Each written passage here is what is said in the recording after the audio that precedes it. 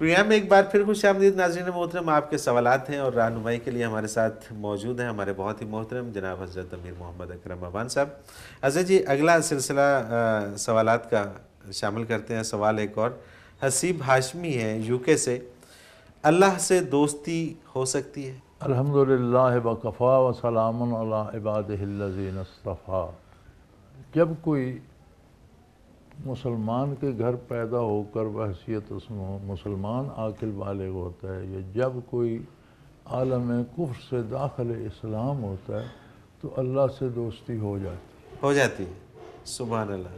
قرآن کریم کہتا ہے اللہ ولی الذین آمنوا، اللہ ہر مومن کا دوست ہے. صحیح.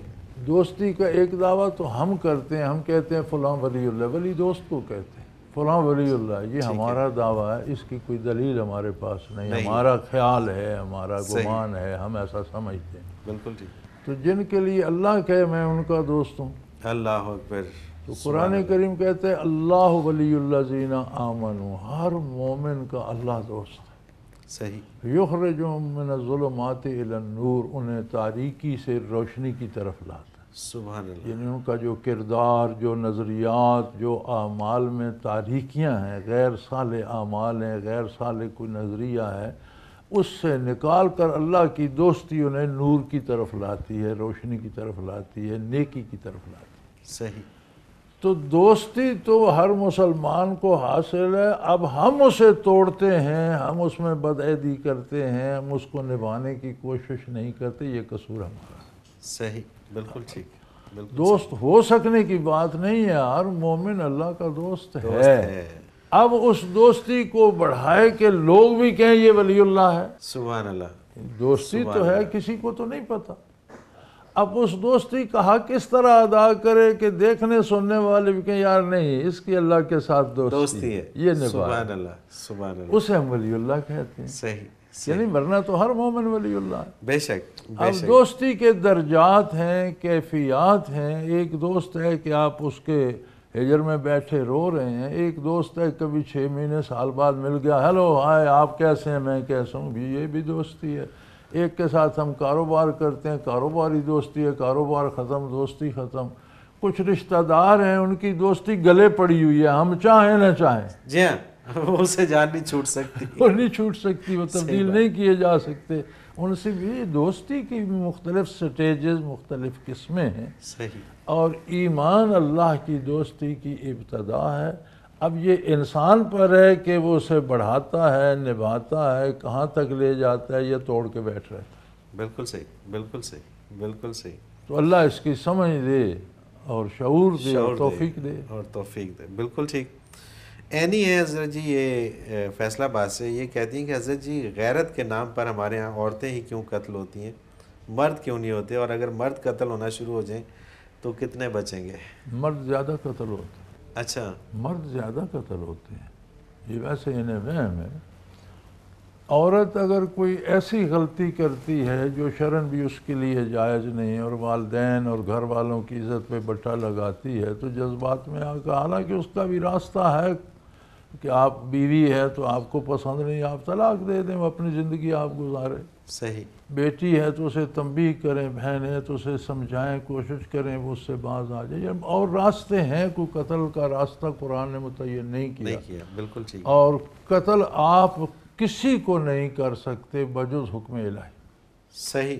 مرد ہو یا عورت. سبحان اللہ. سبحان اللہ. ایک ہمارا یہ پراپوگنڈا ہے کہ غیرت کے نام پہ عورتیں قتل ہوتی ہیں، چونکہ عورتیں عموماً قتل اسی وجہ سے ہوتی ہیں، کردار کی وجہ سے. مین ریزن جو ہے صحیح. لوگ بلا وجہ بھی کر دیتے ہیں یہ جس طرح بھی، لیکن مین کاز جو ہے وہ کردار ہے. بالکل. لیکن آپ دیکھیں کتنے روزانہ آپ کی ٹی وی پہ آتے ہیں فلاں جگہ فائرنگ ہوا، اتنے بندے مارے گئے فلاں جگہ. تو یہ ساری اب اپنی طرف سے تو انہوں نے غیرت کے نام پہ کیا ہوتا ہے. بالکل. اس نے میری زمین پہ قدم کیوں رکھا، اس نے میرے والد کو گالی کیوں دی، اس نے ہمارا درخت کیوں کاٹا. تو وہ ہر چیز غیرت ہی کا سبب، وہ نام تو غیرت ہی کیا جو روزانہ یہ ملک میں قتل عام ہو رہا ہے. اب دہشت گرد بھی کہتے ہیں کہ یہ اسلام پر نہیں چل رہے، ہم انہیں مار رہے ہیں، تو وہ بھی تو غیرت کے نام پر ہی. اور جو اس نے سوال بی بی نے بھیجا ہے نا، خاتون نے، اس کو نہیں پتا تھا کہ غیرت ہوتی کیا ہے اور کہاں ہوتی ہے. وہ صرف ایک ہی شعبے میں غیرت سمجھ رہی تھی. حالانکہ دیکھیے یہ کتنا اس کا بھی جواب ماشاءاللہ اور کہ ہر شعبے میں غیرت ہے. کسی شعبے میں کسی بندے کو کسی کو جان لینے کی اللہ نے اجازت نہیں دی. بڑی سخت جواب طلبی ہوگی.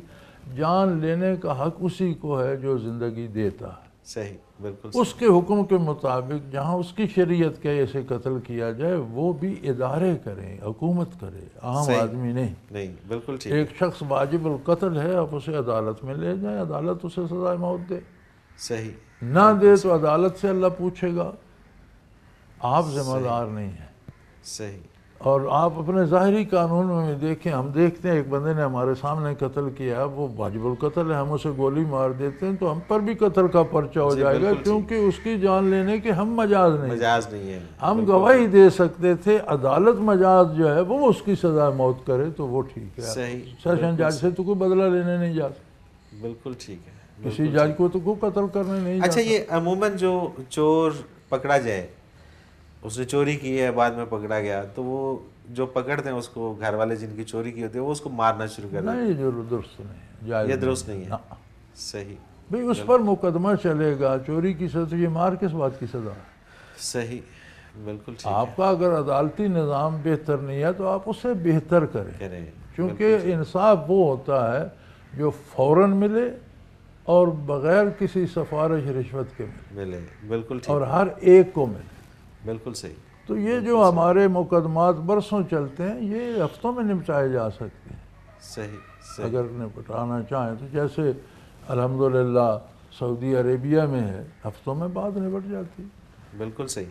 اور یہاں پر بھی ایسا ہو سکتا ہے. ہو سکتا ہے، کیوں نہیں ہو سکتا جی. ہمارے چیف جسٹس اگلے دن فرما رہے تھے، میں نے اخبار میں دیکھا کہ یہ جو 15 سال قتل کے مقدمے چلتے ہیں، 5-6 مہینے 4-5 مہینے میں سب کا فیصلہ ہو سکتا ہے. بالکل صحیح بات ہے. اگر کوئی کرنا چاہے تو بات ساری یہ ہے. تو بات یہ ہے، پھر اسے طول دینا، اور یہ ہمارے قانون یا اس کی کمزوریاں ہیں. ہمارے جو حضرات جاتے ہیں اسمبلیوں میں، ان کا اصل کام تو یہ ہے کہ ان چیزوں پہ دھیان دیں، لیکن ان کا دھیان تو کہیں اور ہوتا ہے. وہ اپنی لڑائیوں میں اور حصول اقتدار میں اور شہرت کے حصول میں اور مفاد اٹھانے میں، مفاد حاصل کرنے میں، وہاں سے پلاٹ لے لیا، وہاں سے گاڑی منگوا لی، اس میں جتنے پیسے انہوں نے الیکشن پہ خرچ کیے وہ پورے کرنے ہیں، کوئی منافع بھی کمانا ہے، اور اگلے الیکشن کے لیے بھی تیاری کرنی ہے. تو ان کے اپنے مسائل. بالکل صحیح بات ہے. اور اگر وہ اس طرف توجہ دیں تو بہت کچھ ٹھیک ہو سکتا ہے، اور سب کچھ ٹھیک ہو سکتا ہے، اور حکمران چاہیں سب کچھ ٹھیک ہو سکتا ہے. ہمارے ہاں ایک مصیبت اور بھی ہے کہ کسی حکومت کو ہم کام نہیں کرنے دیں. صحیح.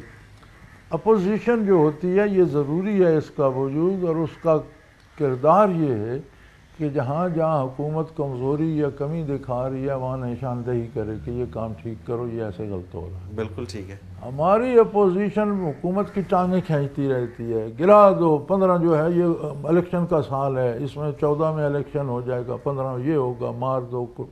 یار یہ تو کوئی اپوزیشن نہ. اور پھر وہ حکمران بھی اسی طرف توجہ دینا شروع ہو جاتے ہیں. یہ تو دشمنی ہو گئی. وہ اپنے اقتدار بچاتے رہتے ہیں، یہ چھینتے رہتے ہیں.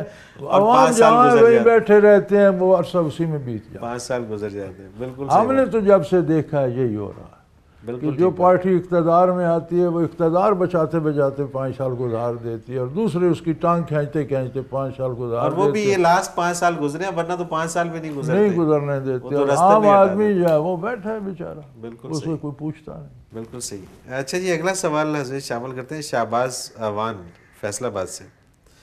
دین اور مذہب میں کیا فرق ہے؟ مذہب ذہب یذہب سے ہے. مذہب بیٹن ٹریک کو کہتے ہیں، چلنے والا راستہ ہے. صحیح. جس پہ عام لوگ جا رہے ہیں، جیسے بیٹن ٹریک آپ کہتے ہیں، بہت لوگ چلتے ہیں. ٹھیک ہے. تو جو بھی نظریہ جس پہ آپ زندگی گزار رہے ہیں وہ آپ کا مذہب ہے. جس کے مطابق آپ زندگی گزار رہے ہیں. صحیح. ایمان جو ہے یہ اللہ پر ایمان لانا، اللہ کے نبی پر لانا، اللہ کی کتاب پر لانا، اور اس کے مطابق زندگی بسر کرنا، یہ دین ہے. ٹھیک ہے. دین صرف ایک ہے.